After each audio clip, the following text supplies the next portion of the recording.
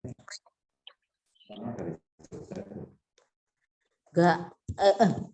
Iya dari Jogja terus dalam.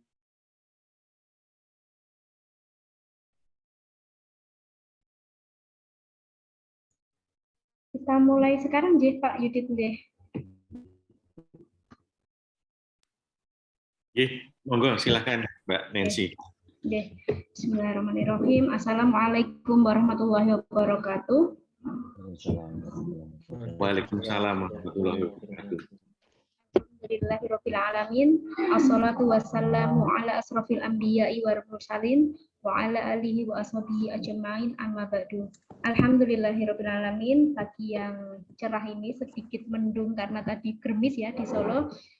Kita sangat berbahagia sekali dapat berkumpul meskipun secara virtual dalam kuliah umum Prodi Teknik Industri Fakultas Teknik Universitas Islam Batik Surakarta. Yang kami hormati Ibu Dr. Ayudiah Eka Apsari, STSSMT, selaku Dekan Fakultas Teknik Universitas Islam Batik Surakarta. Yang kami hormati Ibu Dr. Ida Aryati, saya lihat tadi hadir beliau selaku Wakil Rektor Bidang 3 Universitas Islam Batik Surakarta.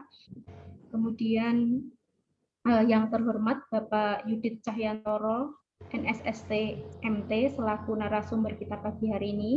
Yang kami hormati Bapak Ibu dosen Universitas Islam Batik Surakarta, yang berkenan hadir pada acara pagi hari ini, dan juga rekan-rekan mahasiswa baik dalam maupun luar Universitas Islam Batik Surakarta. Selamat datang dalam acara kuliah umum Program Studi Teknik Industri Universitas Islam Batik Surakarta dengan tema pengembangan soft skill kewirausahaan generasi milenial. Sebelum kita mulai, pertama-tama marilah kita panjatkan puji syukur kehadirat Allah Subhanahu wa taala yang telah memberikan kenikmatan kepada kita, nikmat iman, sempat untuk kali menuntut ilmu. Alhamdulillah hari ini berikan kesempatan untuk menggali ilmu dari beliau Bapak Yudit, seperti itu. Mohon izin kami selaku pembawa acara untuk memperkenalkan diri. Saya Nancy Oviah Jati, Sarjana Teknik Magister Teknik yang akan memandu acara pada pagi hari ini. Berikut kami bacakan susukan acara hari ini, yaitu pembukaan, kemudian sambutan serta pembukaan seminar oleh Dekan Fakultas Teknik Dr. Ayudiah Eka Apsari, kemudian acara inti, diskusi dan tanya jawab serta penutup. Hadirnya berbahagia memasuki acara yang pertama, yaitu pembukaan. Marilah kita buka acara ini dengan membaca Bismillahirrahmanirrahim. Memasuki acara kedua, yaitu sambutan dan pembukaan yang akan disampaikan oleh Dr. Ayudiah Eka Apsari, STSSMT, selaku Dekan Fakultas Teknik. Kepadanya kami persilahkan. Oke, terima kasih Bu Nancy. Sebelumnya apakah suara saya terdengar? Alhamdulillah. Assalamualaikum warahmatullahi wabarakatuh.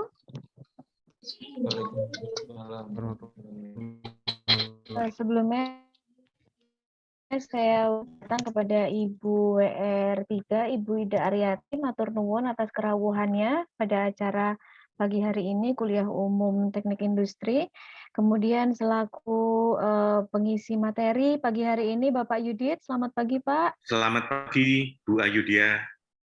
Terima kasih Bapak atas kerawuhannya dan waktunya, terutama kepada Bapak Yudit yang sudah berkenan dan mau untuk memberikan beberapa sharing kepada mahasiswa kami utamanya, dan juga saya ucapkan selamat datang kepada adik-adik mahasiswa, Bapak Ibu dosen di lingkungan Universitas Islam Batik Surakarta, dan juga para peserta kuliah umum yang dari luar instansi Universitas Islam Batik Surakarta.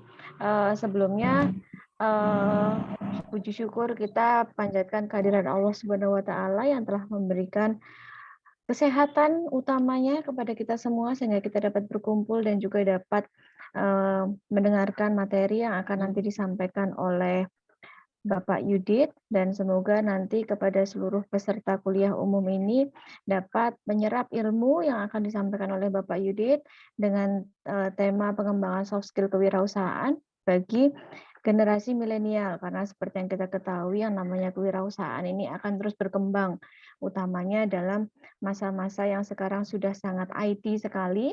Jadi otomatis ada perkembangan yang tidak lagi bermode konvensional, tapi juga sudah bermode apa ya istilahnya, teknologi, berbasis teknologi. Jadi ini sangat membantu sekali, terutama kepada adik-adik mahasiswa yang masih berjiwa muda ini Bapak. Jadi memang semangat jiwanya untuk bisa membangun kewirausahaan ini sangat apa ya, masih sangat semangat ya, beda dengan mungkin yang kita sudah lebih berumur dan sudah lebih sepuh. Dan utamanya di Universitas Islam Batik Surakarta ini kami menjunjung tinggi yang namanya entrepreneur, Pak. Jadi memang ini merupakan salah satu visi dan misi dari Universitas Islam Batik Surakarta untuk memajukan entrepreneur, terutama bagi mahasiswa di lingkungan Uniba untuk dapat berwirausaha baik secara mandiri maupun dengan bimbingan dari Bapak Ibu dosen dan utamanya dari universitas. Jadi kami tidak membatasi mahasiswa untuk dapat maju dan juga ini merupakan bekal yang nanti akan dibawa oleh mahasiswa, terutama dalam waktu dekat kami ada PKM yaitu Pekan Kreativitas Mahasiswa. Di situ juga ada bidang kewirausahaan. Jadi bagi adik-adik mahasiswa ini dapat dikembangkan untuk dapat mengajukan proposal PKM nantinya, terutama setelah nanti disampaikan dari Bapak Yudit, apa saja sih yang terbaru tentang kewirausahaan ini, terutama untuk Anda-Anda semua ini yang menurut saya generasi milenial ya. Kalau kami mungkin sudah tidak bisa mengejar, tapi Anda masih sangat bisa, karena Anda masih sangat lincah, Anda masih sangat muda, masih fresh semuanya, dan juga ide-idenya juga pasti lebih terbaru daripada kami. Jadi, sekian sambutan dari saya. Semoga adik-adik dan para peserta di sini dapat menyerap ilmu secara maksimal dan dapat diterapkan nantinya baik dalam PKM maupun dalam kewirausahaan di dunia luar. Jadi harapan kami besar untuk dapat Anda berkembang dalam dunia kewirausahaan, terutama untuk dapat membawa nama baik dari Uniba dan diri Anda sendiri, bagaimana ada slogan entrepreneurship dari kami yang dapat dikembangkan dan dapat diaplikasikan. Untuk itu, acara kuliah umum pengembangan soft skill kewirausahaan bagi generasi milenial resmi saya buka kepada seluruh peserta. Selamat menyerap ilmunya, selamat mendapatkan info terbarunya dari narasumber yang sudah tidak diragukan lagi beliau dari Solo Technopark yang sangat dekat ya dengan teknik industri saat ini karena kami juga ada kerjasama laboratorium dengan beliau. Jadi saya harap ini dapat terus berkembang nantinya. Mohon maaf bila ada salah-salah kata dan bila ada kekurangan dari saya. Akhir kata, wassalamualaikum warahmatullahi wabarakatuh. Waalaikumsalam warahmatullahi Waalaikumsalam warahmatullahi wabarakatuh. Baik Bapak Ibu sekalian, terima kasih Ibu Dr. Ayudhya Eka Apsari selaku Dekan Fakultas Teknik yang berkenan memberikan sambutan untuk acara kita pagi hari ini. Sebelum memasuki ke acara inti, Bapak Ibu sekalian mohon untuk di-on-kan videonya. Kita akan mengambil gambar sebagai bukti dokumentasi pelaksanaan kegiatan ini. Nanti dari kami pemandu akan men-screenshot Bapak Ibu sekalian sehingga bisa nampak semua wajah-wajahnya. Monggo minta tolong untuk di-on kamera. Ya. Saya hitung J 1, 2, 3.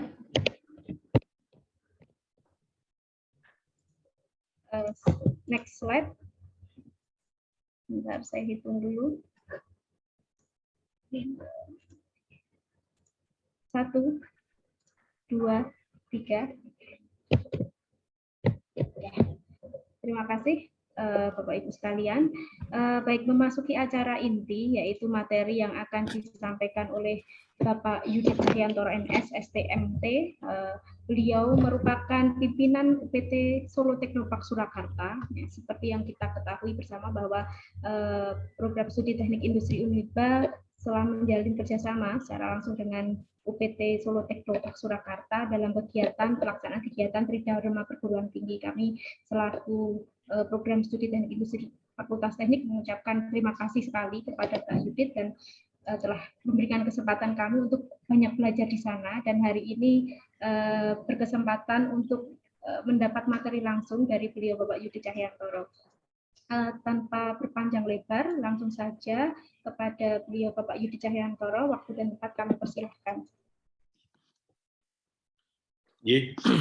Matur nuwun Mbak Nancy. Bismillahirrahmanirrahim. Assalamualaikum warahmatullahi wabarakatuh. Waalaikumsalam warahmatullahi wabarakatuh. Yang saya hormati Bu Dr. Ayudhya Eka Apsari selaku Dekan Fakultas Teknik. Yang saya hormati Dr. Ida Aryati sebagai Wakil Rektor 3, Bapak Ibu dosen dari Universitas Islam Batik, dan rekan-rekan mahasiswa yang saya sayangi pada pagi hari ini. Jadi izinkanlah saya sedikit menyampaikan, sebetulnya ini hanya sebagai sharing session aja ya. Jadi sedikit saya sambil cerita, itu untuk background saya, itu saya di Solo Teknopark mulai tahun 2015 seperti itu. Pada saat itu saya sebagai pejabat teknis pelayanan dan pengembangan sekaligus ketua inkubator bisnis teknologi. Ini sudah bisa terlihat ya untuk screen-nya. Ya. Jadi Solo Teknopark dalam hal ini sangat konsen sekali untuk pengembangan wirausaha. Saat ini setelah Pak Wali, Mas Gibran itu menjabat sebagai wali kota, itu beliau sangat fokus terhadap pengembangan kewirausahaan di Kota Solo. Jadi fasilitas-fasilitas yang ada di Solo Teknopark seperti sektor teknopreneur, terus kemudian sektor industri kreatif, sektor manufaktur itu bisa dimanfaatkan untuk kita semua. Itu mungkin saya mulai aja untuk materi pada pagi hari ini dengan judul pengembangan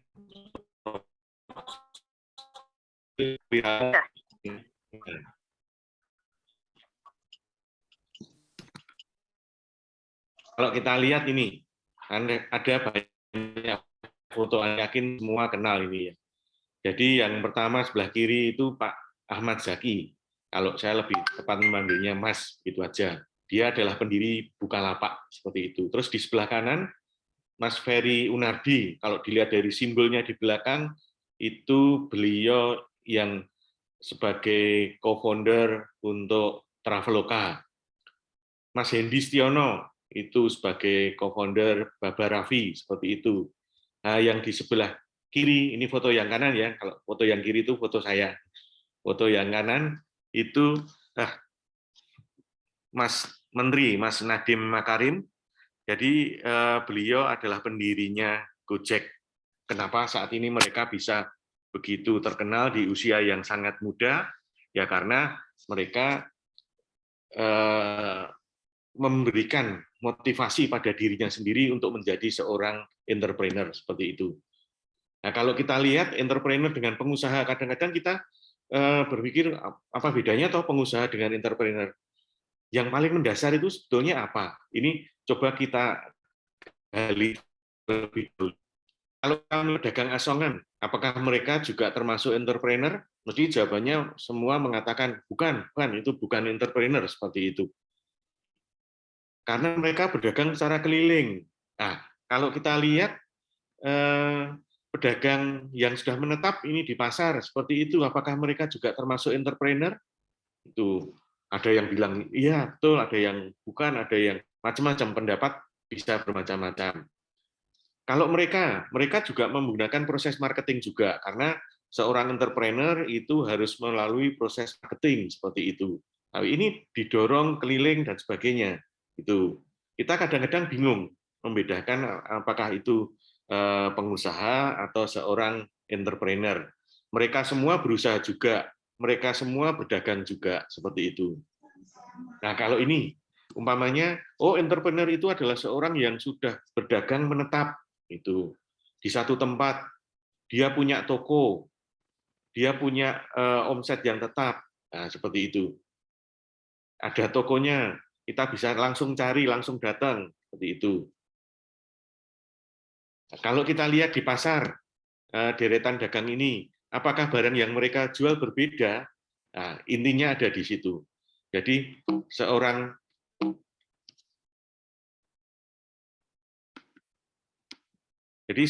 entrepreneur itu bukan hanya sekedar berdagang atau berjualan, tapi entrepreneur itu harus bisa menambah nilai dari suatu barang maupun suatu proses.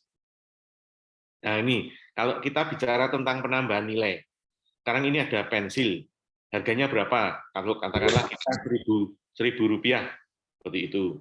Terus kita menambah nilai, kita kasih atribut-atribut seperti itu. Harganya berapa?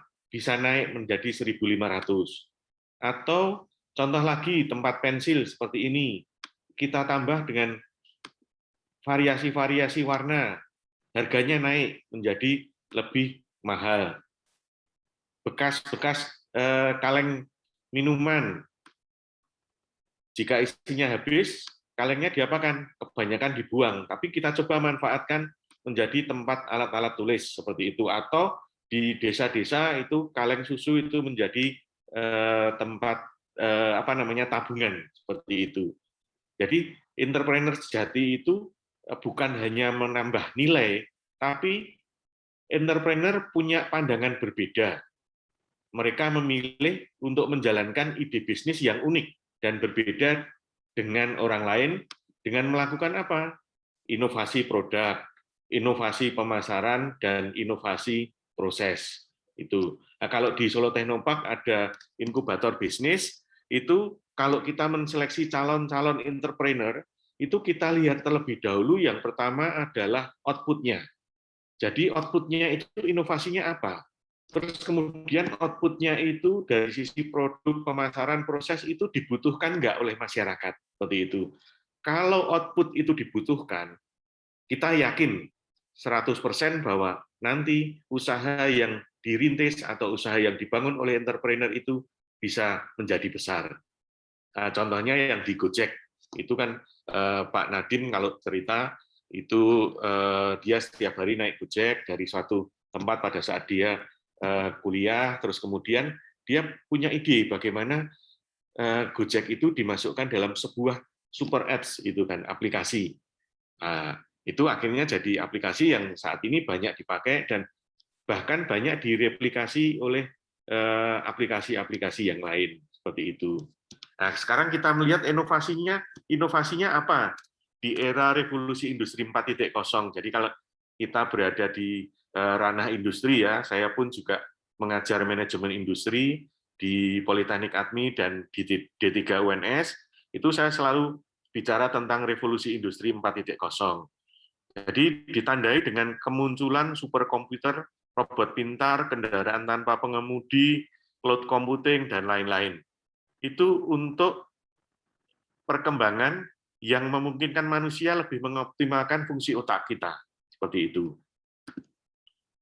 Tahapan-tahapan kalau kita lihat revolusi industri dari yang awal itu penemuan mesin uap dan lain sebagainya, di tahun 2000 itu masuk ke revolusi industri yang keempat.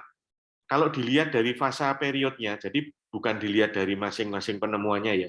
Jadi periodenya ini dari 1800 ke 1900 ke 2000 dan 2000 ini ke 2022 itu perkembangannya sudah sangat pesat. Jadi membutuhkan masa yang semakin singkat dari waktu ke waktu.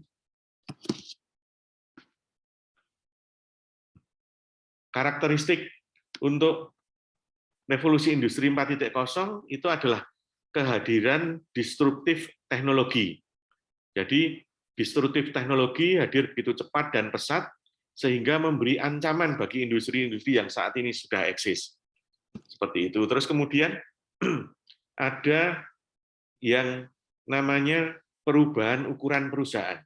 Saat ini kalau kita melihat unicorn, startup yang ada di Indonesia, itu ukuran perusahaannya cuma kecil, bahkan mereka hanya punya satu kantor ukuran 3x4, atau bahkan mereka hanya menyewa co-working space yang ada. Nah, itu sudah bisa menjalankan suatu bisnis yang sangat luar biasa. Salah satu contohnya ada di Solo Technopark, itu adalah teman belajar. Jadi teman belajar itu adalah bisnis menghubungkan antara siswa dengan guru, seperti itu, atau mahasiswa dengan dosen. Hampir mirip seperti ruang guru, tapi platformnya berbeda. Itu hanya tempat sekitar 50 meter persegi, itu kemarin valuasinya dinilai oleh Telkom, dan mau diambil itu sekitar 7,5 miliar. Nah, itu kan luar biasa. Jadi ada perubahan ukuran perusahaan yang cukup signifikan di sini. Terus kemudian fokus utamanya itu shorten time to the market. Jadi bagaimana kita itu mendekat, sangat-sangat dekat dengan pasar. Itu. Terus kemudian increase flexibility, sangat fleksibel, mudah digunakan. Terus kemudian setiap orang mudah mengakses, seperti itu. Terus yang ketiga, boost in efficiency. Jadi adanya efisiensi dari sumber-sumber daya manusia, sumber-sumber daya yang digunakan. Jadi kalau kita lihat siklus proses itu kan proses sama output. Jadi input itu ada, kalau di teori itu banyak yang menyebutkan man money material method mesin, itu kita efisiensikan. Jadi seminimal mungkin input yang dipakai, tapi output yang dihasilkan itu semaksimal mungkin, seperti itu. Nah, kalau kita lihat wajah kegiatan ekonomi dunia saat ini, itu banyak sekali menerapkan dukungan internet dan dunia digital sebagai wahana interaksi. Jadi dari toko-toko fisik ini sekarang berubah menjadi marketplace seperti Bukalapak, Tokopedia, terus kemudian ada Shopee, ada lagi market lain. Yang paling nampak adalah industri transportasi yang dulunya menggunakan taksi dan ojek konvensional, sekarang sudah berubah menjadi Gojek, Grab, Uber sudah nggak ada di Indonesia ya. Itu berubah, bertransformasi menjadi seperti itu. Nah, ancamannya itu sebetulnya secara global di era digitalisasi akan menghilangkan sekitar 1 sampai 1,5 miliar pekerjaan sepanjang tahun 2015 sampai 2025. Ini saya ambil dari tulisan seorang futuris, itu mengatakan dari 10 tahun, rentang waktu 10 tahun itu pekerjaan akan hilang sekitar 1 sampai 1,5 miliar.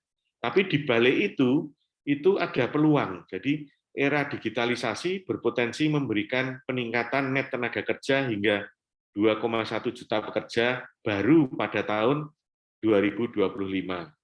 Jadi terus kemudian peluangnya pengurangan emisi karbon, itu seperti itu. Nah, kalau kita lihat setelah industri itu harus digital. Jadi digitalisasi itu telah merevolusi seluruh sendi kehidupan kita, mau tidak mau suka masuk ke sini. Jadi kalau kita lihat dari area yang paling kiri, jadi area rumah yang terakhir muncul dari Gojek, Mas, Google, semua sebab anak-anak sekarang kalau memerlukan sesuatu itu tinggal pencet HP, cari, terus kemudian mereka mendapatkan. Itu sangat mudah sekali untuk diakses. Terus kemudian ada yang nggak punya handphone.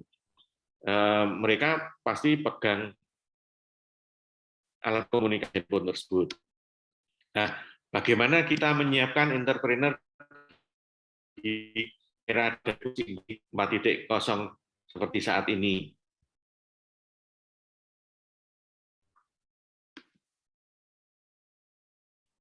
Nah, kita ke definisinya dulu.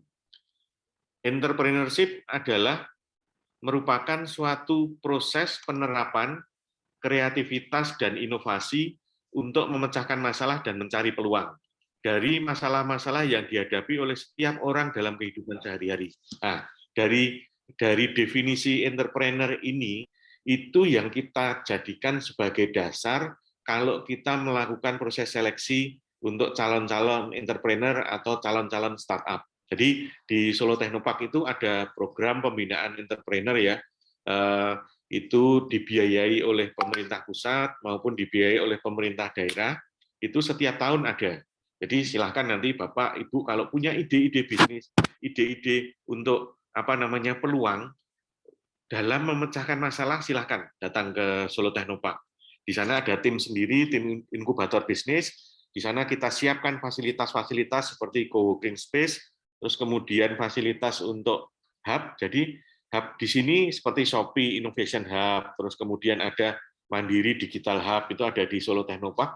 Itu mereka memfasilitasi. Jadi mana nanti yang cocok. Kalau Anda punya produk itu tentang produk-produk lokal UMKM yang siap untuk diekspor, itu sangat cocok sekali kalau kita aplikasikan di Shopee Innovation Hub maupun Mandiri Digital Hub di sana.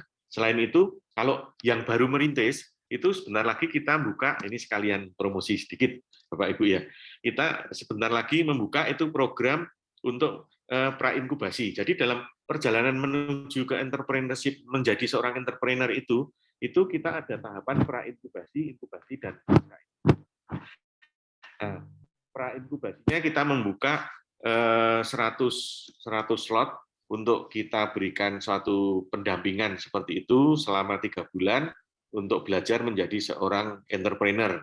Nah, nanti kalau itu sukses, kita ajukan ke Kementerian Koperasi ataupun ke BRIN atau ke Kementerian Pusat itu untuk mendapatkan pendanaan lebih lanjut untuk proses inkubasi. Nah, jenis-jenis entrepreneur, kalau yang dikembangkan di Solo Technopark saat ini memang yang technopreneur. Jadi technopreneur ini adalah entrepreneur yang berbasis teknologi seperti itu. Jadi harus ada pemanfaatan atau penerapan teknologi dalam menjadi seorang entrepreneur. Itu kalau di bidang-bidang yang lain, edupreneur, ekopreneur, religiopreneur, dan lain-lain itu kita juga, tapi kita lebih fokus pada teknopreneur.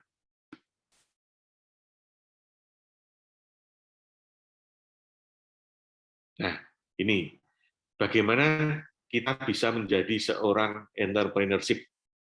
Kuncinya itu yang pertama, kita harus bisa melakukan suatu inovasi.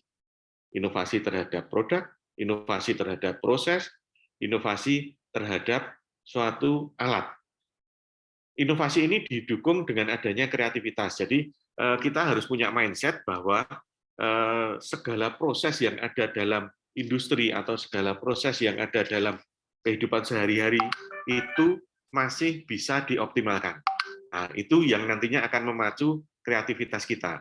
Terus kemudian kita itu tidak bisa berdiri sendiri. Jadi kita harus berkolaborasi. Solo Technopark juga seperti itu. Jadi Solo Technopark tidak berjalan secara sendiri, enggak. Jadi Solo Technopark itu memainkan peran sebagai hub untuk kolaborasi dan inovasi. Kita menggandeng industri. Jadi BUMN sudah kita tarik masuk ke dalam kawasan. Seperti SKK Migas, terus kemudian Bank Mandiri, Wika Manufaktur, terus kemudian ada lagi Quest Motor, itu kita tarik dalam kawasan. Nah, setelah itu, nanti kita tarik pemerintah. Karena Solo Technopark itu milik pemerintah Kota Surakarta, maka otomatis kolaborasi ABGC-nya itu sudah jalan. Gitu. Hadir perguruan tinggi seperti Uniba, seperti itu, yang kemarin kita sudah melakukan perjanjian kerjasama, kita tarik industri, nah, pemerintah sudah include di dalamnya. Jadi di sini peran pemerintah hadir untuk proses penciptaan entrepreneur baru atau proses penciptaan UMKM baru. Di Solo Technopark tidak hanya dalam hal digital ya, non digital pun kita ada. Jadi kalau yang digital kita wadai dalam Solocon, kalau yang non digital kita wadai dalam Smeska. Boleh, jadi tidak harus digital. Terus dari kolaborasi kita bentuk yang namanya teamwork yang solid, karena kita sekali lagi tidak bisa bekerja secara sendiri. Itu kita jalin networking kita bantu dengan adanya innovation hub yang kita dirikan di Solo Technopark seperti itu. Nah, kalau kita melihat pemuda Indonesia saat ini, dari definisinya pemuda adalah warga negara Indonesia yang memasuki periode penting pertumbuhan perkembangan yang berusia 16 sampai 30 tahun. Nah, ini pas sekali dengan mahasiswa-mahasiswa saat ini ya. Jadi usia mahasiswa adalah usia 16 sampai 30 tahun, baik itu mahasiswa S1 maupun S2. Terus kemudian dari data BPS itu jumlah pemuda di Indonesia itu adalah 62 juta jiwa. Seperti itu. Jadi data BPS tahun 2016. Kegiatannya ada yang bekerja, ada yang masih sekolah, bahkan ada yang sudah mengurus rumah tangga, ada yang menganggur, dan lain-lain di area perkotaan dan perdesaan, komposisinya seperti itu. Nah, jumlah yang demikian besar itu merupakan suatu bonus demografi. Jadi nanti pada tahun 2030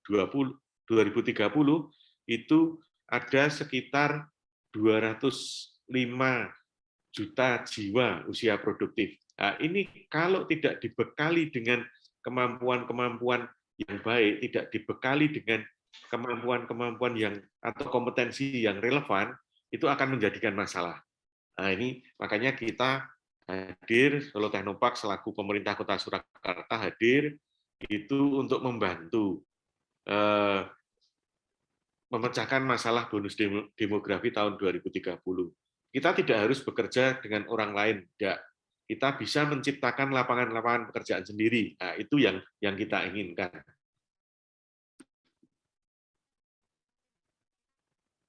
Nah, kalau kita lihat anak yang lahir setelah tahun 1995 ya, itu adalah disebut sebagai generasi milenial. Karakteristiknya apa? Yang pertama, biasanya mereka melek teknologi.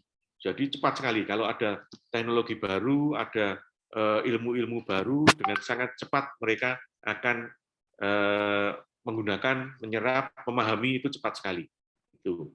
Terus kemudian bergantung pada search engine, mesin pencari. Jadi sedikit-sedikit mesti tanya Mbah Google, sedikit-sedikit tanya Mbah Google lah. Itu memang di sana semua bisa kita lihat, cuman beberapa memang ada yang nggak begitu valid ya kalau saya lihat. Tapi dari itu ilmu pengetahuan mereka, terus kemudian rasa ingin tahunya mereka itu terjawab. Terus mereka mencoba learning by doing, itu tertarik pada multimedia. Jadi dengan media sosial yang sangat banyak seperti sekarang ini, ada TikTok, ada Twitter, terus kemudian ada Instagram, itu mereka mulai membuat konten-konten di internet. Bahkan mereka mulai membuat blog-blog pribadi yang ada di internet, seperti itu. Nah, ini karakteristik generasi milenial saat ini, dan ini harus kita wadai. Jadi kita di Solo itu sebetulnya wadahnya bukan hanya di Solo Technopark, ada di Heterospace di daerah Panggung, Jebres itu ada, terus El Samara Co-working Space ada, terus Dilo community miliknya Telkom ada, banyak sekali di Solo. Kalau kita catat itu ada sekitar hampir 40-an co-working space, tapi yang aktif itu hanya sedikit. Permasalahannya seperti itu.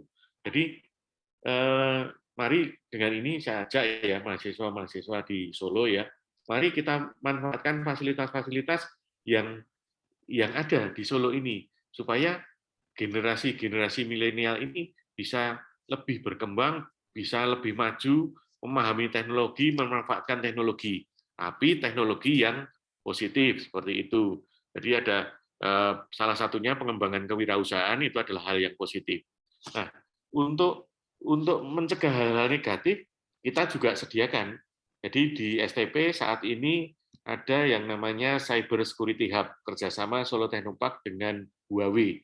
Jadi kita adakan training secara periodik bagaimana kita mengamankan aset-aset digital kita. Jadi mungkin sebentar lagi kan aset digital itu bisa dijadikan sebagai sebuah kekayaan intelektual seperti itu. Itu ada di STP.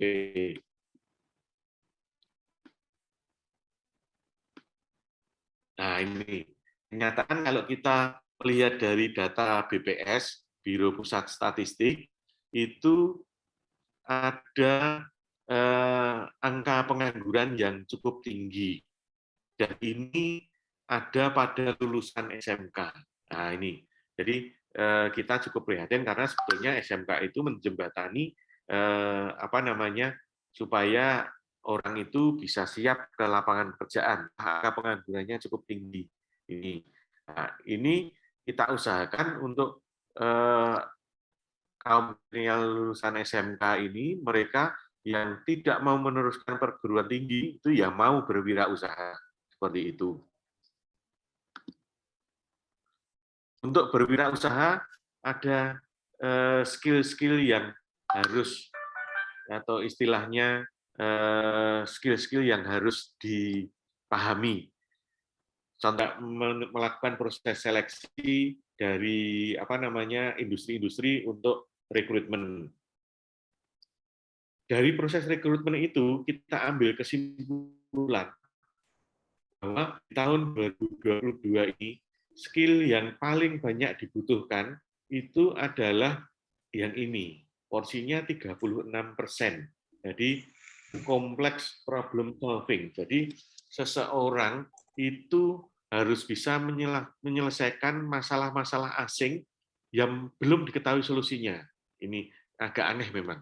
Jadi kalau dulu tes untuk masuk ke sebuah industri itu biasanya dengan tes psikologi, terus kemudian ada tes kompetensi dan sebagainya. Tapi sekarang bagaimana kita menyelesaikan atau memecahkan masalah-masalah asing. Jadi kompleks problem solving. Jadi menggunakan berbagai macam tools untuk menyelesaikan suatu masalah.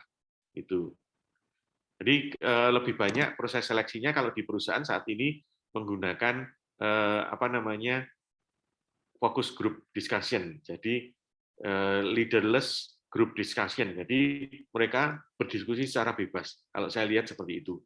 Terus kemudian persentase yang kedua itu ada pada social skill 19%.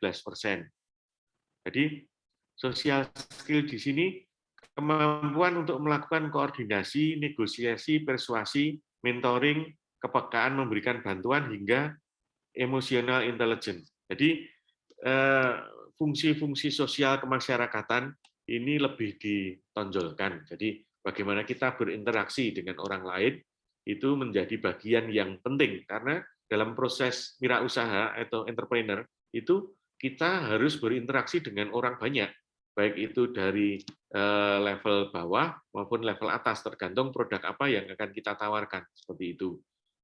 Terus kemudian proses skill, kemampuan proses skill itu terdiri dari active listening, logical thinking, monitoring self and the others, seperti itu. Jadi kemampuan kita untuk mendengarkan orang lain, kemampuan kita untuk menyerap apa yang ada dalam lingkungan, berpikir logik dan sebagainya, itu cukup penting. Setelah itu baru masuk ke sistem skill. Jadi kemampuan untuk dapat melakukan judgement dan keputusan dengan pertimbangan cost benefit serta kemampuan untuk mengetahui bagaimana sistem itu dibuat dan dijalankan. Jadi kalau bisa dikatakan saat ini itu lebih kepada proses kita latih juga yang namanya 1 minute manager.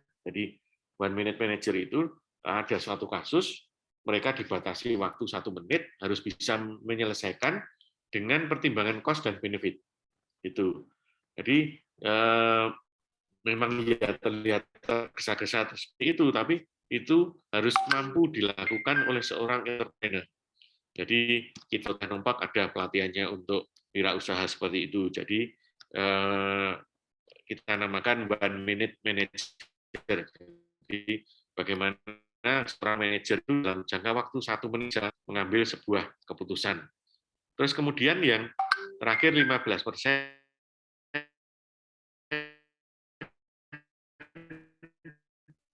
itu adalah cognitive.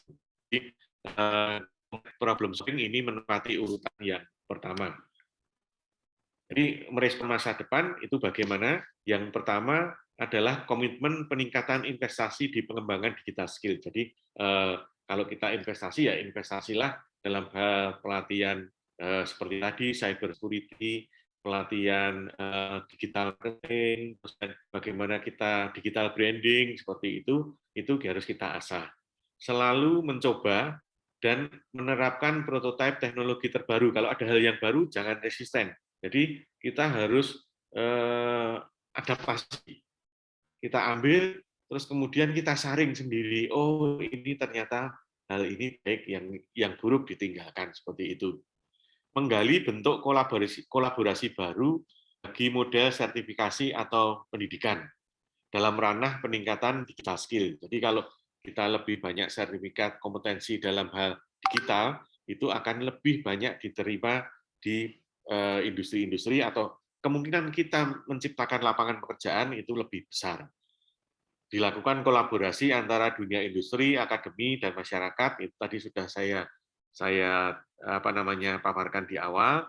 Yang terakhir itu menyusun kurikulum pendidikan yang telah memasukkan materi-materi terkait human digital skill. Itu jadi bagaimana kita menghadapi era digital saat ini. Nah, ini makanya muncullah wirausaha muda seperti Pak Ahmad Zaki, pendiri Bukalapak, terus kemudian ada pendiri Elzata Fashion Hijab, itu merintis usahanya tahun 89, terus kemudian selama 20 tahun, saat ini di usia 51 tahun dia sudah eksis dalam hal industri fashion hijab. Terus kemudian pendiri Lele Lala, itu merintis usaha mulai usia 22 tahun. Ada lagi Adi Dharma Sudrajat, itu pendiri merek hijab Sport Nor. Dipakai seluruh atlet Asian Games tahun 2018. Jadi hijab yang khusus untuk olahraga seperti itu. Intinya mereka buy the future with the present value. Itu. Saya contohkan di sini ada lagi.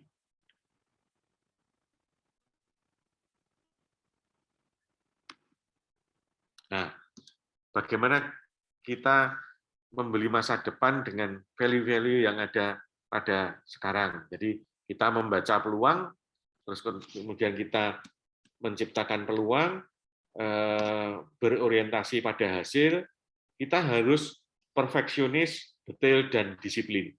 Jadi perfeksionis ini merupakan sebuah syarat ya sebetulnya kalau saya katakan syarat untuk menjadi sebuah entrepreneur. Jadi supaya kalau kita menciptakan sebuah produk itu standar cost, quality, and delivery-nya itu bisa tepat.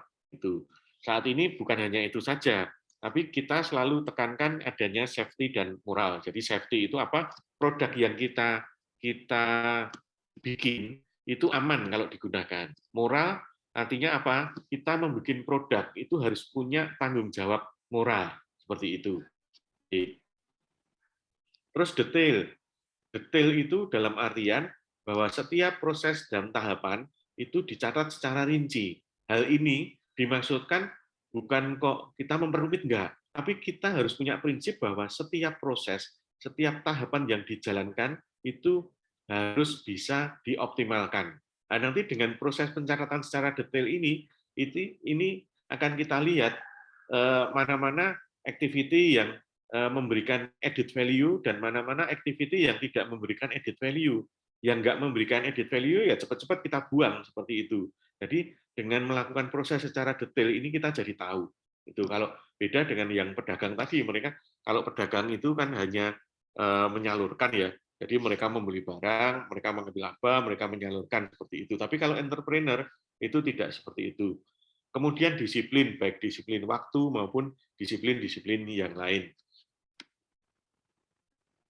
Nah, sekarang kita melihat bisakah kewirausahaan itu diajarkan. Kalau dulu memang banyak orang yang berasumsi bahwa wah itu bakat pengusaha kok gitu kan. Oh iya itu bapaknya pengusaha mesti menurunnya jadi pengusaha seperti itu. Tapi saat ini tidak bisa. Jadi dengan adanya transformasi kewirausahaan yang telah berkembang, penanaman sikap dan perilaku, membuka bisnis akan membuat siswa atau mahasiswa menjadi seorang wirausaha yang berbakat. Jadi sekarang ini kewirausahaan itu bisa dipelajari dan bisa diajarkan. Itu contohnya makin berkembangnya inkubator bisnis yang ada di Indonesia. Jadi inkubator bisnis yang ada di Indonesia yang tergabung dalam IB itu jumlahnya 293. Jadi mereka itu membina wirausaha-wirausaha muda dan menciptakan startup-startup baru. Itu program pemerintah ada 1000 startup digital. Itu ada juga di Solo. Jadi kalau mungkin di Solo itu project manajernya Mas Anton Bambu itu kan itu saat ini di Indonesia startup digital itu sudah 2000-an lebih. Jadi ini sebetulnya sudah melebihi target, tapi tingkat keberhasilannya yang belum begitu tinggi, yaitu yang kita harapkan bisa kita pacu di tahun ini dan tahun-tahun ke depan. Seperti itu. Terus kalau berwirausaha itu pasti ya juga ada kelemahan-kelemahannya apa. Kadang-kadang kita merasa pendapatan tidak pasti. Itu merupakan sebuah risiko seperti itu. Nah, itu sangat jelas karena yang namanya berwirausaha kan tidak mengharapkan suatu income istilahnya gaji, bukan income ya, gaji tetap setiap bulan nggak seperti itu. Tapi kalau mereka mau berwirausaha, bekerja lebih keras, dan waktu jam yang kerja yang panjang, mereka akan mendapatkan hasil yang maksimal pula. Itu. Terus kemudian yang lain, kualitas hidup masih rendah. Sampai dengan berhasil, sebelumnya harus berhemat. Ya, memang. Itu kita istilahnya kalau di beberapa media itu kita lihat, ya memang sebelumnya kita harus benar-benar berhemat gitu kan. Kelemahan wirausaha muda di kita itu kalau sudah mendapatkan laba yang cukup banyak itu tidak diinvestasikan kembali untuk pengembangan usahanya, tapi untuk barang-barang konsumtif itu. Jadi kan kita itu membina wirausaha itu selama 6 bulan. Setelah itu kita dampingi selama 1 sampai 2 tahun. Nah, 6 bulannya berhasil, 1 sampai 2 tahun berkembang. Tapi setelah itu kita lihat stuck kadang-kadang mereka income-nya itu tidak digunakan untuk pengembangan usaha, tapi untuk hal-hal yang konsumtif lainnya. Itu. Terus adanya tanggung jawab sangat besar ya, itu memang jelas. Jadi keputusan yang harus dibuat walaupun kurang menguasai persoalan. Nah, itu tadi dengan belajar one minute manager itu tadi, itu kita bisa memberikan keputusan dan mempertanggungjawabkan, itu yang penting. Jadi antara cost benefit-nya itu dipertimbangkan betul. Nah, pandangan sebagian masyarakat. Jadi sebagian masyarakat kalau kita membuka usaha, apalagi usaha startup ya, jadi usaha perusahaan rintisan berbasis digital. Kita di rumah hanya 2-3 orang, tapi output-nya cukup banyak. Nah, itu malah masyarakat, pandangan masyarakatnya agak berbeda itu. Wah, jangan-jangan ambil dari mana ya uangnya. Nah, itu yang harus dipahamkan sebetulnya, perlu awareness terhadap seseorang gitu kan. Terus kemudian banyak sekali masyarakat atau orang tua yang masih menginginkan anaknya itu sekolah yang tinggi. Jadi kalau lulusan S1 hanya S1 terus wirausaha itu dirasa kurang. Pengennya mereka bekerja di suatu perusahaan yang besar atau setelah lulus ingin menjadi PNS. Harapannya kan seperti itu. Padahal PNS itu juga nggak mudah juga saat ini ya. Jadi kalau saya di pemerintah Kota Surakarta, itu saya juga merasakan bagaimana iklim kerja PNS saat ini. Itu. Dan rata-rata lupa bahwa sebagian masyarakat Indonesia itu adalah Muslim. Ajaran Nabi Muhammad SAW bahwa pekerjaan yang baik beli atau berdagang. Nah, mari kita giatkan entrepreneur ini untuk kita berusaha atau berdagang. Nah, ini beberapa lingkungan perusahaan ya yang hanya saya berikan sebagai gambaran saja. Saya kira nanti itu kita bisa pelajari di banyak-banyak buku ataupun referensi yang lain.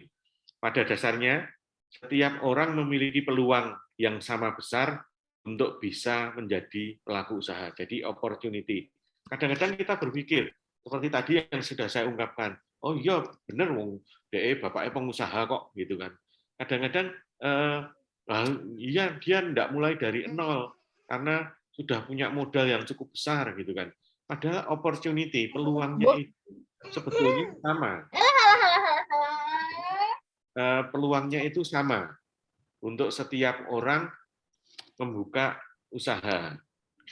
Tidak ada yang lebih hebat dari yang lain. Yang membedakan hanyalah usahanya. Tuh.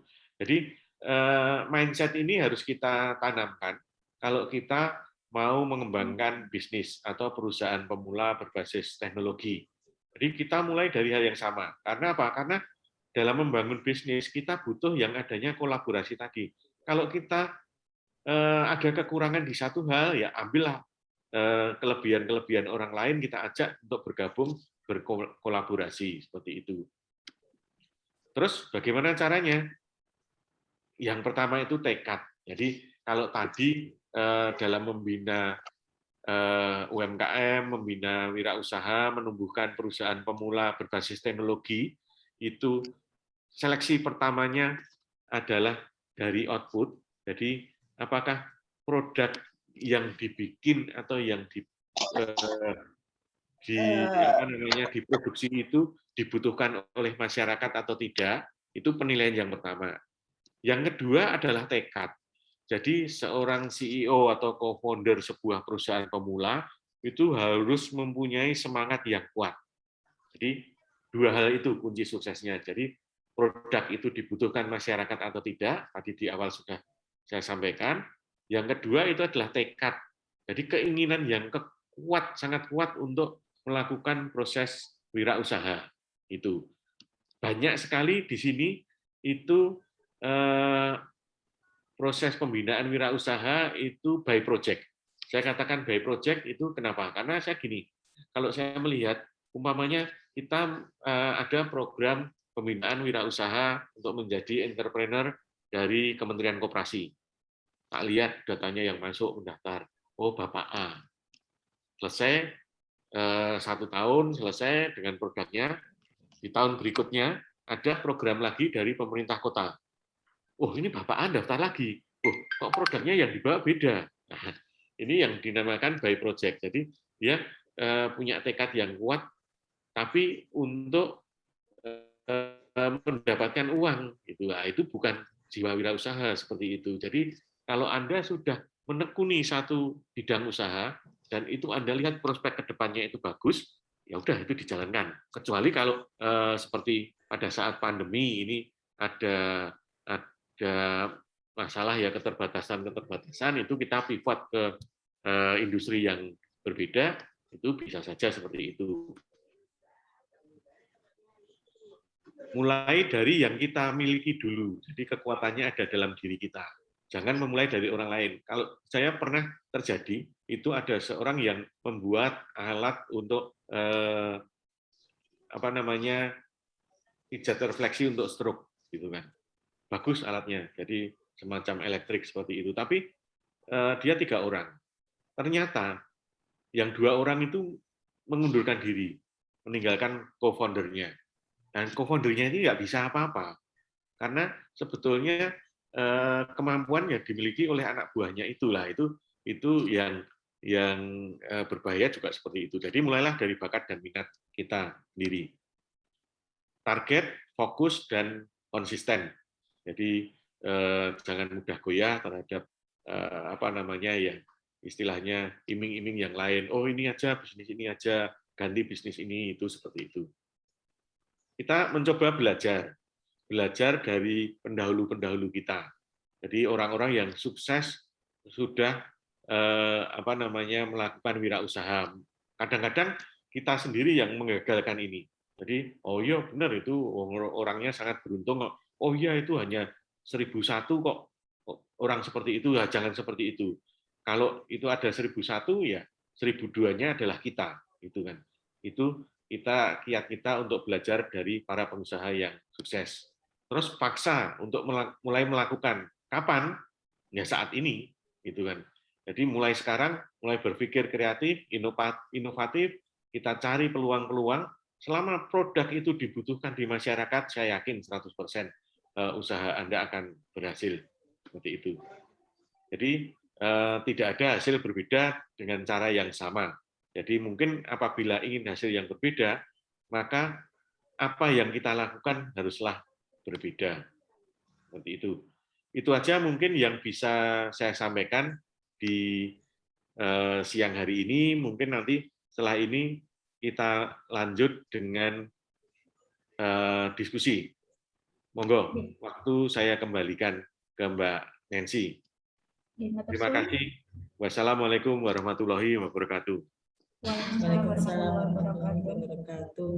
Matur suwun Pak Yudit, materinya luar biasa sekali, sudah komplit dari awal definisi, kemudian sampai ke tipsnya dan juga supporting dari Solo Technopark sendiri ternyata luar biasa sekali, banyak hal yang belum kami ketahui. Ternyata Solo Technopark, Pemkot membuka kesempatan luas sekali bagi kami akademisi maupun rekan-rekan mahasiswa atau masyarakat umum untuk mengembangkan khususnya dalam segi kewirausahaan seperti itu. Alhamdulillah ini beberapa pertanyaan sudah muncul di forum chat. Kami buka kesempatan kepada Bapak Ibu sekalian dan rekan-rekan mahasiswa jika ingin bertanya bisa menuliskan pertanyaan melalui forum chat dan juga bisa bertanya langsung dengan mengacungkan tangannya dengan memberi kode raise hand seperti itu. Baik, pertanyaan pertama dari Pak Asep, ya, bagaimana metode dan sistem yang efektif dan efisien dalam perintisan dan pengembangan agroteknopark ya yang sedang saya rancang di wilayah HGU Cianjur. Masya Allah, dari Cianjur bergabung juga, karena banyak kompleksitas hambatan yang saya hadapi. Terima kasih. Ini Pak Asep juga sudah mengacungkan tangan, mungkin nanti jika bisa diskusi secara langsung juga. Untuk pertanyaannya monggo langsung saja Pak Yudit untuk menjawab.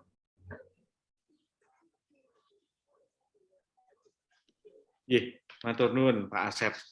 Jadi bagaimana mengembangkan agroteknopark ya.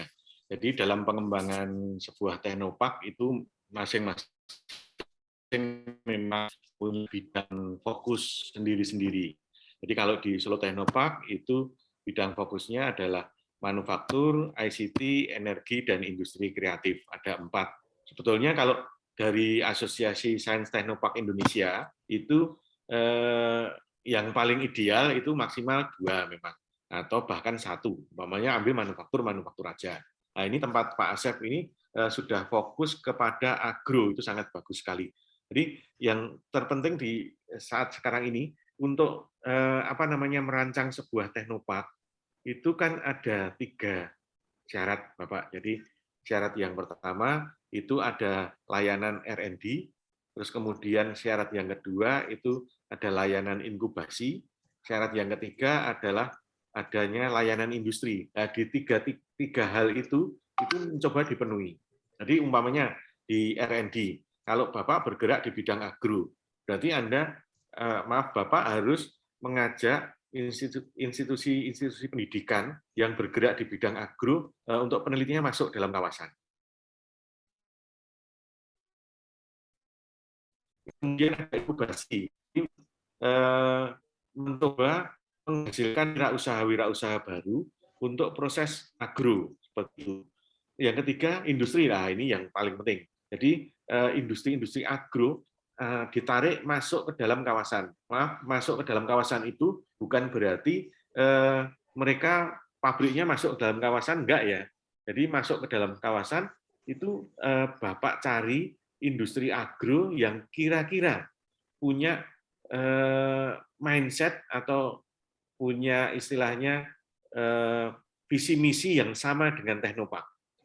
Nah, visi misinya adalah pengembangan, riset dan sebagainya tersebut. Nah, itu diajak masuk, mereka ikut terlibat dalam kawasan bersama dengan perguruan tinggi dan bersama dengan pemerintah daerah itu. Nah, itu nanti apa namanya? Saya kira hambatan-hambatan yang dihadapi itu bisa diminimalisir.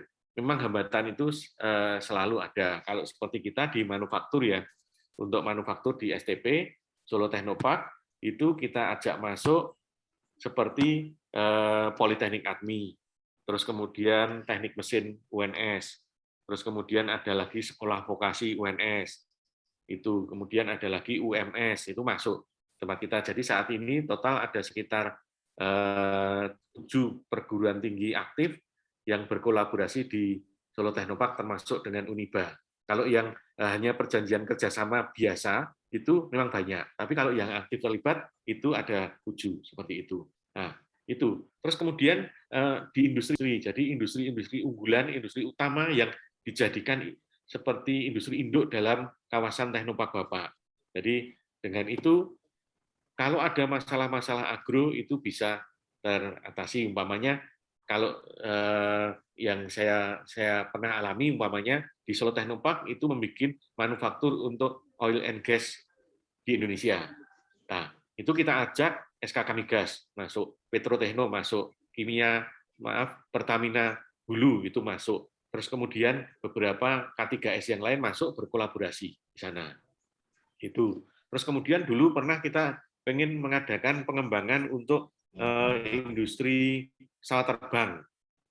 Kita sekarang masuk di STP itu ada Batam Aeroteknik dan GMF Garuda Maintenance Facilities. Tapi sayangnya pada saat pandemi ini mereka agak meredup ya berdua itu, sementara programnya berhenti seperti itu.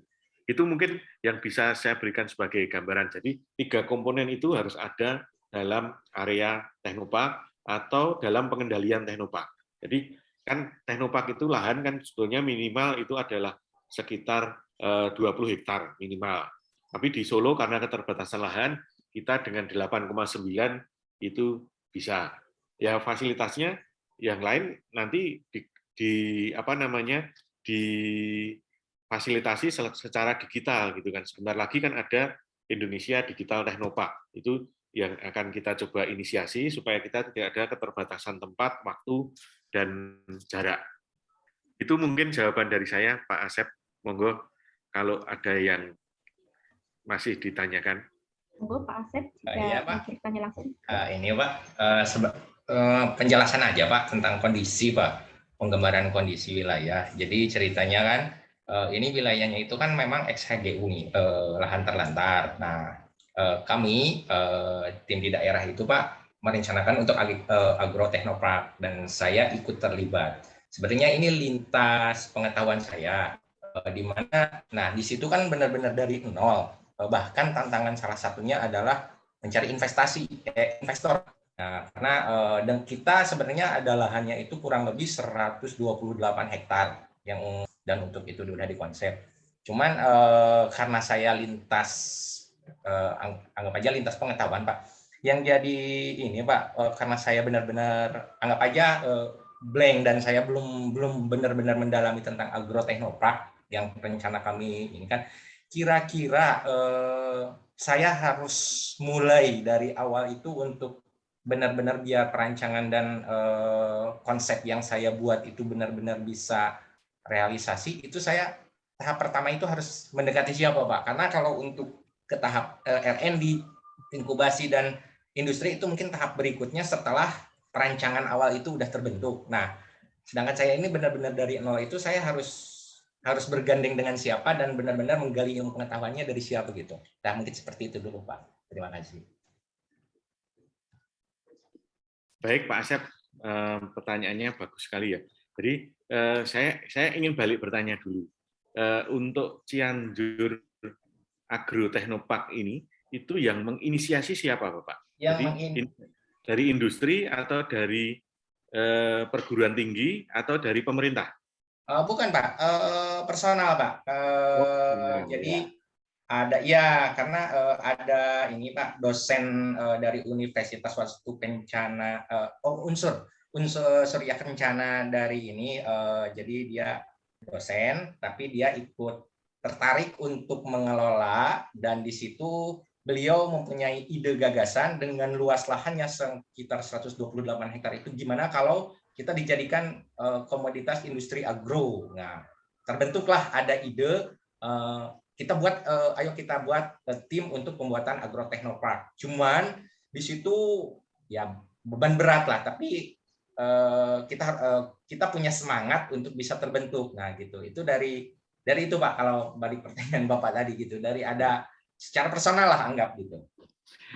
Ya, baik Pak. Kalau itu yang paling mudah yang mendekat dulu adalah karena tadi Bapak bilang itu dosen ya, itu dari perguruan tinggi. Jadi perguruan tinggi ada yang ikut terlibat di sana, itu minimal itu. Terus kemudian kalau pengen itu untuk legalitas dan lain sebagainya, itu saat ini di bawahnya BRIN, Bapak.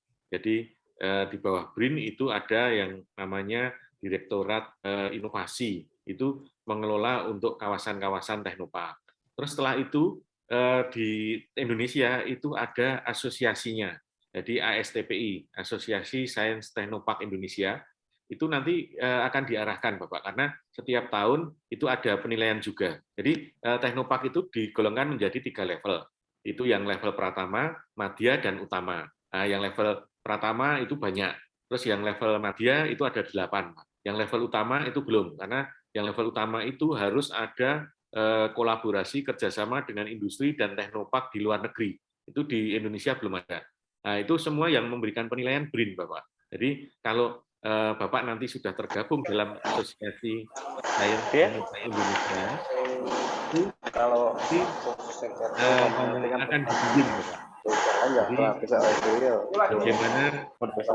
bagaimana kita membuat roadmap terlebih dahulu, menentukan visi dan misinya, terus kemudian bagaimana bentuk-bentuk teknopark itu kolaborasinya seperti apa. Nanti setiap tahun 2 kali biasanya ada pertemuan, Bapak. Itu, dan itu selalu bertambah anggotanya. Begitu Pak Asep, saya kira. Ya,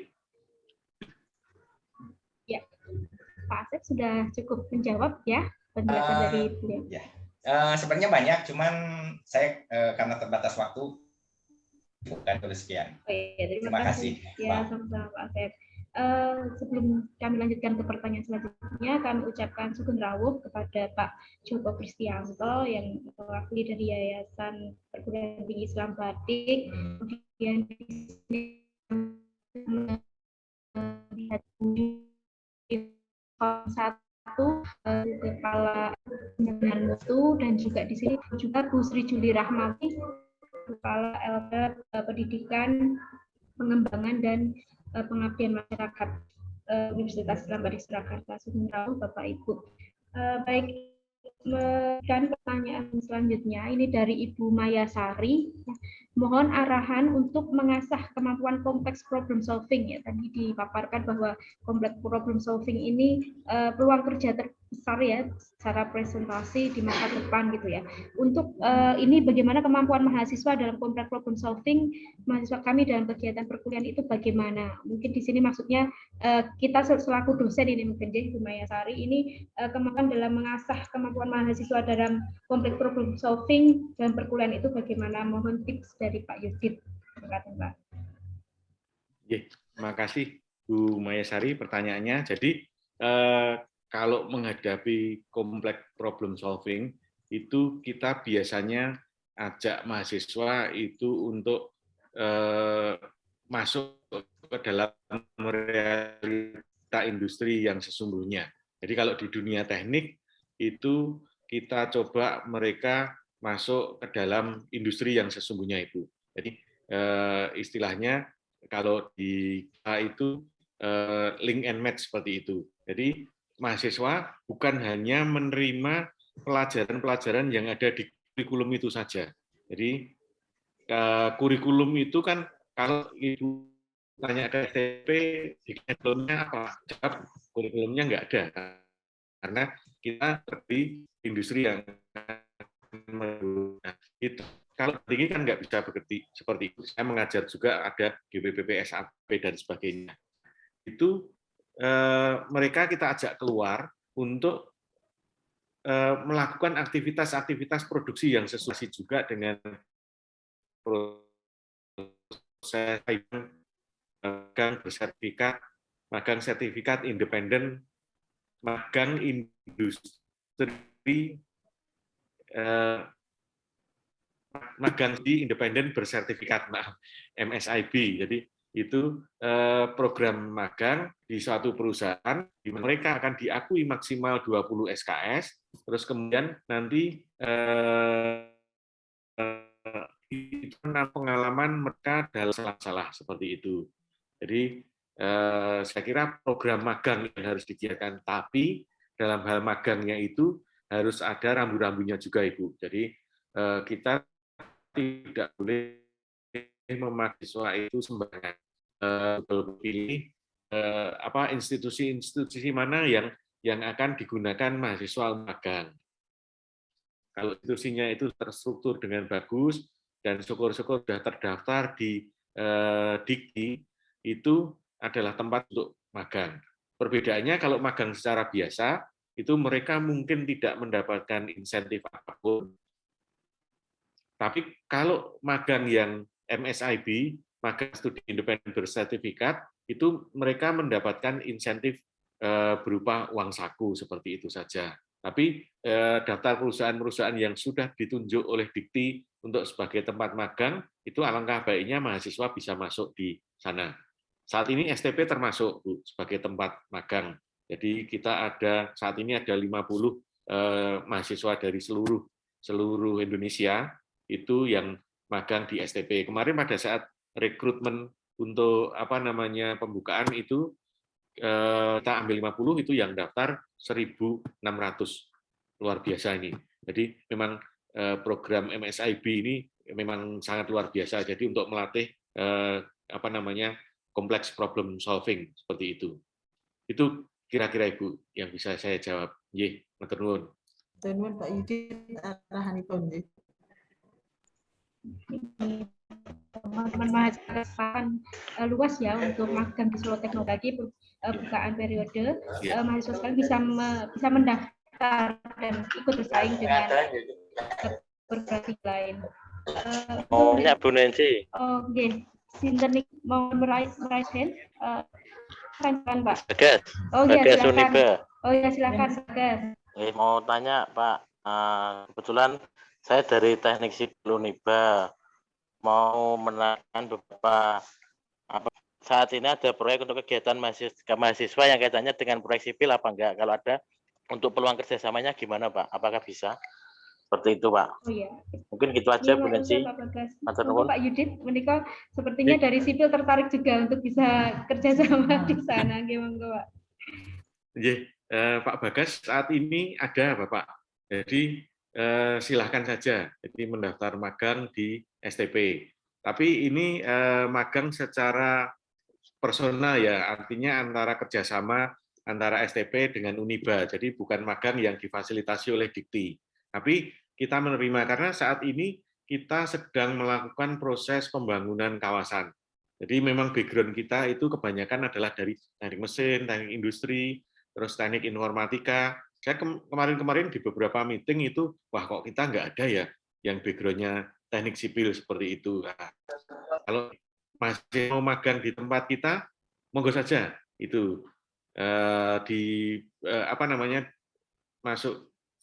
kirim surat untuk permohonan, nanti akan kita pertimbangkan. Tapi memang saat ini butuh sampai 6 bulan ke depan karena ada pembangunan kawasan saat ini. Itu Pak Bagas. Nggih, matur nuwun Pak Yudit. Nggih. Terima kasih Pak Bagas, Pak Yudit. Langsung ditindaklanjuti mawon Pak Bagas, menikah mahasiswanya. Alhamdulillah beberapa dosen sipil juga sudah rawuh itu. Alhamdulillah ini ada pertanyaan lagi dari Wahdi Rotul Qadir, ini mahasiswa kami Pak.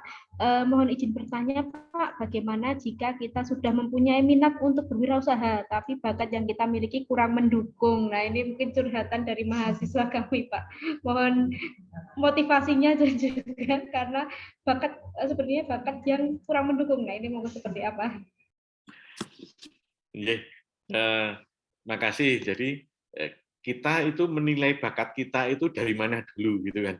Sebetulnya kan wirausaha itu background bakatnya itu bisa bermacam-macam. Ada yang bakat seni, terus kemudian ada yang bakat-bakat di bidang yang lain. Tapi konsep-konsep wirausaha itu sama sebetulnya. Jadi itu tadi yang saya katakan bahwa kalau zaman dulu memang orang wah bakat dagang kok gitu. Itu menjadikan hambatan. Tapi saat ini yang namanya wirausaha itu bisa dilatih. Jadi ada tahapan-tahapan pelatihan tersendiri untuk seseorang wirausaha yang mungkin dia tidak bakat di bidang berdagang, bakatnya ada di bidang musik, atau bakatnya bahkan di bidang teknik. Itu bisa. Jadi cuman kita memerlukan waktu yang lebih lama untuk melatih itu. Jadi melatih menjadi seorang wirausaha itu waktunya lebih lama, itu aja. Tapi secara prinsip nggak masalah, gitu kan. Jadi jangan dibatasi bahwa wah bakat saya kurang mendukung untuk wirausaha. Nggak seperti itu kan. Anda berwirausaha juga nggak sendirian. Mungkin kalau Anda merasa bakat saya itu dalam hal teknik, orang teknik itu selalu berpikir dengan otak kiri itu ya, selalu keteraturan dan sebagainya. Nah, orang seni itu biasanya berpikir dengan otak kanan ya. Ajaklah orang seni untuk masuk bergabung dengan Anda seperti itu untuk sama-sama mengembangkan, karena kadang-kadang orang seni itu ada sesuatu yang kalau dalam hal manajemen keuangan umpamanya orang seni itu kurang laten seperti itu. Nah, itu makanya bakat istilahnya dihilangkan, atau kalau enggak ditutup dengan bakat yang dimiliki oleh orang lain seperti itu. Itu aja Mas Qadir. Baik Pak, terima kasih. Ya, ini dari perwakilan HM juga Pak, himpunan mahasiswa ini teman-teman HM sedang semangat-semangatnya ini Pak menyusun proposal PKM. Tadi alhamdulillah banyak dapat masukan dari Pak Yudit ya terkait kewirausahaan dan sebagainya. Kemarin beberapa judul kami review itu memang banyak mereka mengajukan proposal tentang kewirausahaan seperti itu. Mohon doanya nanti kalau berkenan bisa konsultasi juga dengan Pak Yudit terkait untuk pengembangan kewirausahaan dari mahasiswa seperti itu. Ada lagi satu program lagi Mbak yang diinisiasi oleh Dikti, itu program Matching Fund Kedereka. Itu untuk tahun kemarin itu kan dananya sekitar 350 miliar. Tahun ini itu dinaikkan menjadi 1,2 triliun, Mbak. Itu sangat luar biasa. Jadi kita kemarin juga di minggu kemarin kita ada sosialisasi Kedereka itu di STP untuk perguruan tinggi. Nanti rencananya bulan depan ada lagi. Jadi bulan depan itu rencananya ada sosialisasi Kedereka sama sosialisasi beasiswa, Mbak. Itu monggo nanti dimanfaatkan. Nanti kalau sudah ada linknya kan saya kirim ke Uniba. Monggo Bapak Ibu atau rekan-rekan mahasiswa yang masih ingin bertanya, kami beri waktu. Satu pertanyaan lagi mungkin. Monggo. Silakan, ada yang bertanya?